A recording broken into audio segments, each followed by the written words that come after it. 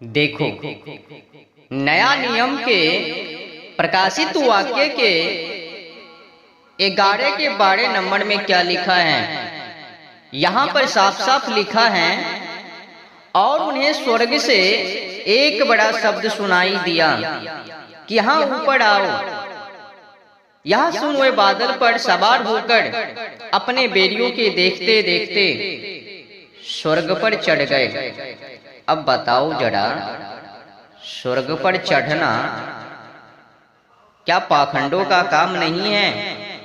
या फिर ऐसा लिखना आडंबरों का काम नहीं है? मतलब कुछ भी लिख करके जनता जनार्दन को भ्रमित करके क्या साबित करने के लिए चाहते हैं? अच्छा बताओ जरा, स्वर्ग पर तो चढ़ गए, पर किस वाहन के द्वारा? हमें तो ऐसा लगता है पोप जी ने किसी सांप को पकड़ा होगा, उसमें पंख को जोड़, मुंह में तेल पेट्रोल को डाल चले गए स्वर्ग उड़ा करके, और बात करके वहां से धरती पर आ गए। समझ में नहीं आता, मतलब कुछ भी लिख करके जनता को भ्रमित करके फुसलाने का साजिश व षड्यंत्र। फिर देखो आगे क्या लिखा है, उसी प्रकाशित वाक्य के 12 के 1 नंबर। फिर स्वर्ग पर एक बड़ा चिन्ह दिखाई दिया, अर्थात एक स्त्री जो सूर्य ओढ़े हुए थी और चांद उसके पांव के तले था, और उसके सिर पर 12 तारों का मुकुट था।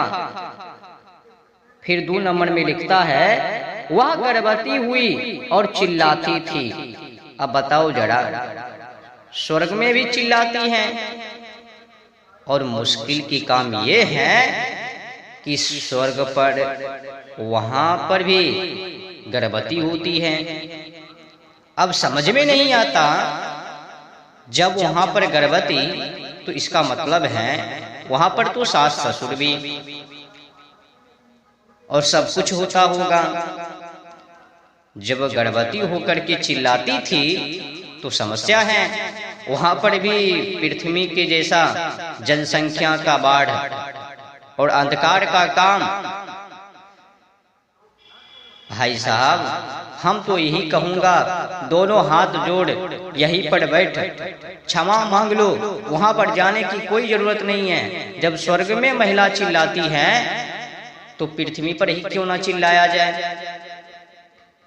अब स्वर्ग पर जो चिन्ह दिखाई दिया, एक स्त्री जो सूर्य को ओढ़ लिया और चांद को पैर के तले रख लिया और 12 तारों का मुकुट पहन लिया और गर्भवती होकर चिल्लाती है। मतलब कुछ भी लिख दिया।